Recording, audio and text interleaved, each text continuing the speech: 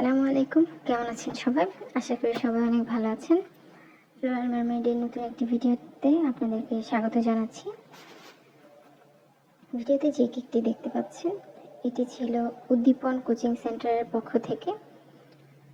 ওনারা আমাকে কেকটা অর্ডার দিয়েছিলেন এইচএসসি ব্যাচ 2026-এর বারবিকিউ পার্টি উপলক্ষে। স্টুডেন্টদের পক্ষ থেকেই ছিল অর্ডারটা। কেকটা 2 পাউন্ড ওজনের মধ্যে ছিল, স্পেশাল চকলেটে করা। বড় যে কেকগুলো থাকে, অনেক মানুষের সার্ভিংয়ে যে কেকগুলো যায়, সেই কেকগুলোর ক্ষেত্রে কিন্তু ভ্যানিলা এবং চকলেট এই দুইটাই সবচেয়ে বেশি মানানসই, কারণ বেশিরভাগ মানুষই এই দুইটার সাথেই পরিচিত। অন্যান্য অনেক ভ্যারাইটি আছে। একটু বড় কেক নিতে গেলে আপনার বাজেটের দিকেও লক্ষ্য রাখতে হবে, আবার সবার পছন্দ হয় কিনা সেদিকেও লক্ষ্য রাখতে হবে। এই দুইটা ফ্লেভারের মধ্যে নিলে মোটামুটি সবারই পছন্দ হয়, আর আপনার বাজেট ইস্যুও হয় না। যেমন আপনি যদি 3-4 হাজার টাকা দিয়ে মনে করেন 2 পাউন্ডের একটা বাটারস্কচ কেক, 2 পাউন্ড না, অথবা বড় আর কি, একটা বাটারস্কচ কেক নিলেন অথবা একটা রেড ভেলভেট কেক নিলেন, এই ক্ষেত্রে আপনার সার্ভিং কিন্তু কমই হচ্ছে। তার চেয়ে বরং 3-4 হাজার টাকা দিয়ে আপনি আরও বড় সাইজের কিন্তু একটা চকলেট অথবা ভ্যানিলা কেক পেয়ে যাবেন। আমি সবার কথা বলছি না, অবশ্যই আপনাদের পছন্দ মতো আপনারা ফ্লেভার চুজ করতে পারেন, কিন্তু সমস্যা হয়ে যায় কখন?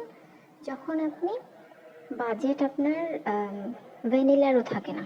যেমন আপনারা দোকানের যে বেকারির কেকগুলো, আপনাদের বাজেটটা সেরকম, কিন্তু আপনি হোমমেড কেক নিতে চাচ্ছেন, তাও আবার একটা প্রিমিয়াম ফ্লেভার চুজ করছেন, তখন তো হয় না। আসলে আমাদেরও তো বিজনেস, তাই না?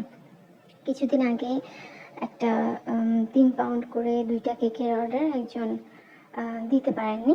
ওনার পছন্দ ছিল মোকা ফ্লেভার, কিন্তু মোকা ফ্লেভার তো আমি যে কোনোভাবে বানিয়ে দিলে আপনাকে হবে না। আপনার বড় সার্ভিংয়ের জন্য যে কেকগুলো আছে সেগুলো কিন্তু বানাতেও হয় খুব সতর্কতার সাথে, কোয়ালিটি যেন কোনোভাবেই কম্প্রোমাইজ না হয়। আমরা চেষ্টা করি বড় কেকগুলোর ক্ষেত্রে, কিন্তু অনেক মানুষ আপনার কেক টেস্ট করছে। সেদিন যদি আপনার কেকের টেস্টটা ভালো না হয়, তাহলে আপনার পেজের জন্য কিন্তু এটা অনেক বড় একটা ব্যাড ইম্প্যাক্ট ফেলবে। আপনার পেজের ব্যাপারে ওখানে যতজন কেক খাবে ততজনই কিন্তু খারাপ ধারণা করে থাকবে যে ওনার কেক হয়তো এমনই হয়, অথচ কিন্তু ব্যাপারটা এমন না। তাই ওনাকে আমি কোয়ালিটি কম্প্রোমাইজ করে দিতে পারিনি। ওনার এক একটা কেকের জন্য হয়তো ধরেন 1500 বা 2000 এ ধরনের ছিল। একটা 3 পাউন্ড মোকা কেক কি কোনো দিন কেউ দিতে পারবে 2000 টাকা দিয়ে? এটা তো সম্ভব না।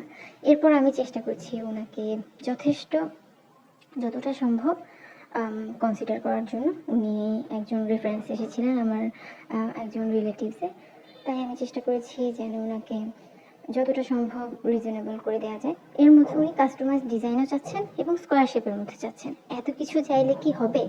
আপনাকে আমাদের দিকগুলোও তো দেখতে হবে, এবং আপনাকে হয়তো